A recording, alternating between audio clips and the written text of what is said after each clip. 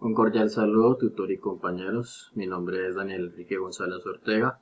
Soy estudiante del programa de Filosofía y en esta oportunidad para esta primera actividad de este curso de Filosofía de la Cultura voy a hablar acerca de los diferentes sentidos que se le puede dar al término o palabra cultura a partir del análisis de las cuatro oraciones propuestas en la guía de actividades.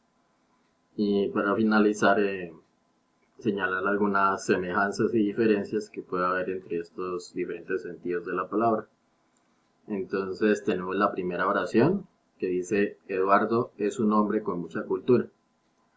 Respecto a esta oración podemos observar que es de carácter subjetivo, eh, porque tiene que ver con el cultivo del hombre y señala elementos como la acción o bien también sus facultades, ya que se puede considerar que Eduardo es una persona que por su conocimiento de varios temas se le considera de mucha cultura, como lo diríamos de otra forma, alguien culto o de vasta cultura.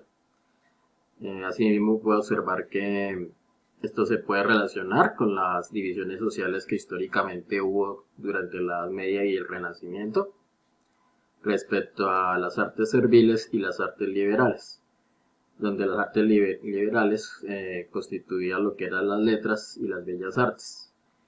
Y en términos generales esto señalaba superioridad, que es algo que hasta cierto punto se mantiene hoy en día porque seguimos hablando de una persona culta como alguien con estudios o conocimientos que lo hacen superior en cierta medida. Otro ejemplo de esto puede tener que ver con la cultura que se puede tener frente a diversos temas. Por ejemplo, si yo digo que alguien tiene mucha cultura médica, estoy queriendo decir que conoce mucho sobre temas de esta área, de la medicina. Y bueno, sobre la segunda oración tenemos que dice: el hip hop es un producto de la cultura urbana.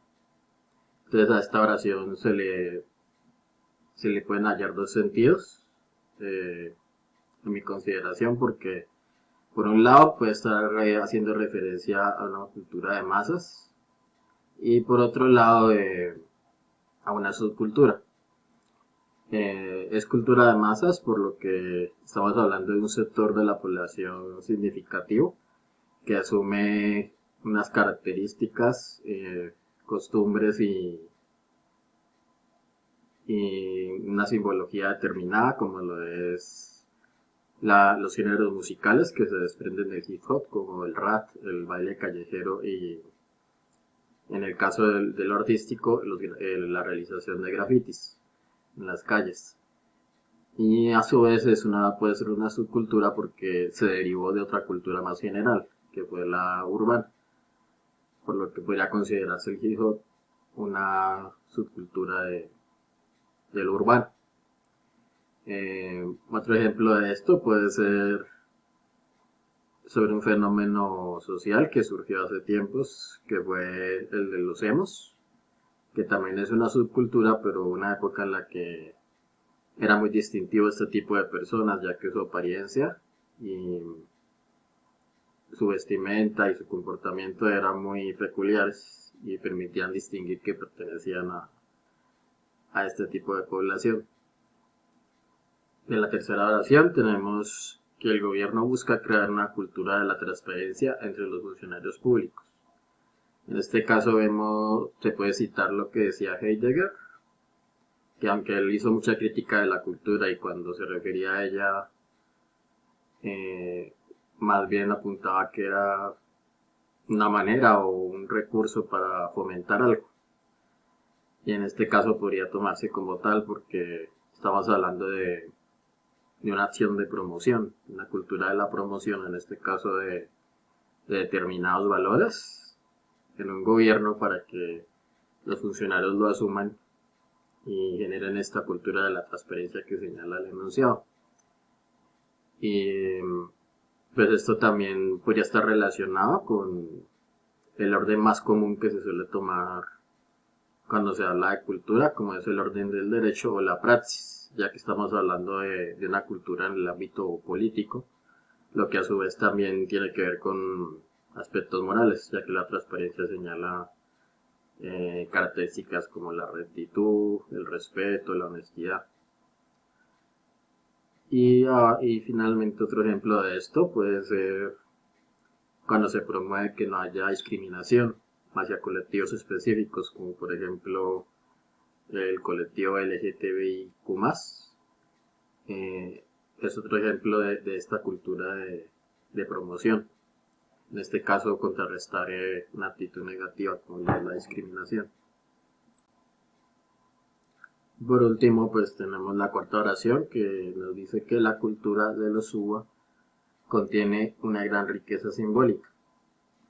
Aquí podemos observar una clara noción de cultura de carácter antropológico, ya que se está refiriendo a una población específica y que poseen pues unas costumbres y habitan un lugar específico, por lo que aquí también entraría lo que hablaba Giambattista Vico como uno de los representantes de la filosofía de la cultura más importante, quien le dio más prelación al aspecto de la tópica que al de la crítica, ya que consideraba que indagando cerca del lugar de las poblaciones o las cosas se puede comprender a una escala mayor todo lo que es su contexto y sus costumbres, como en este caso los Uwa, que habitan una buena parte del ecosistema de la Sierra Nevada del Cocuy. Y pues es lo mismo, se puede ver esto igual de ejemplificado ante el hecho de cómo incluso acá en Colombia relacionamos cada región, cada ciudad o pueblo con alguna característica que es distintiva, como por ejemplo un alimento típico, que ya decimos cuál es ese alimento típico y ya asociamos la región, como por ejemplo decimos el hallaco santafereño y ya sabemos que es de Bogotá y toda el área de Cundinamarca.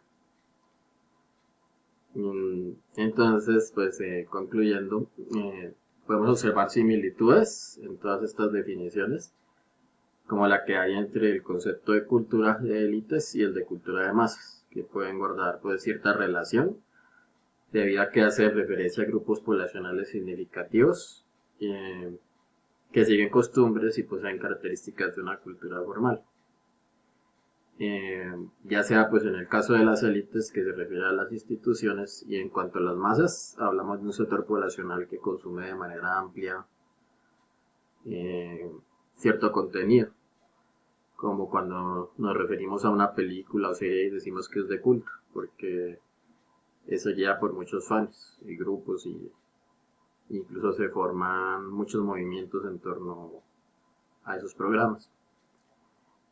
También puede haber una similitud entre el sentido subjetivo de la palabra cultura respecto a que se puede referir a una persona o bien a sus habilidades. Entonces se puede designarlo de manera general, es decir, tiene mucha cultura general, o destacar habilidades específicas de sus conocimientos.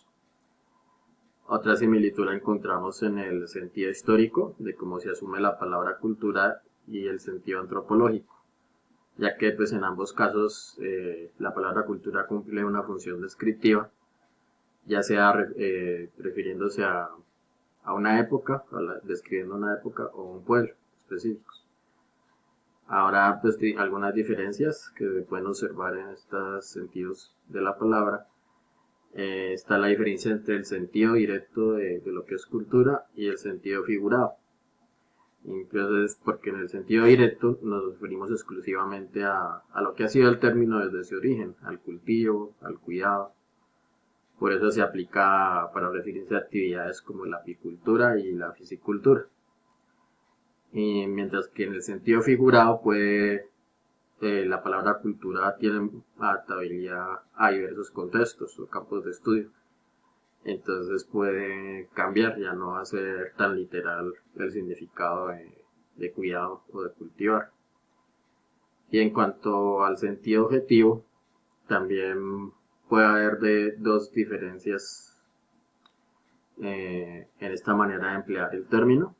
Entonces una tiene que ver eh, cuando se utiliza para hablar de aquello que el ser humano construye, ya sean lo material, las normas y los valores, mientras que otro sentido objetivo sería el de cuando se quiere referir a una época específica y solo se reduce a hablar de la cultura de esa época, como por ejemplo hablar de cómo era la cultura en el periodo del Renacimiento. Y pues esto en escalas generales. Muchas gracias por la atención prestada.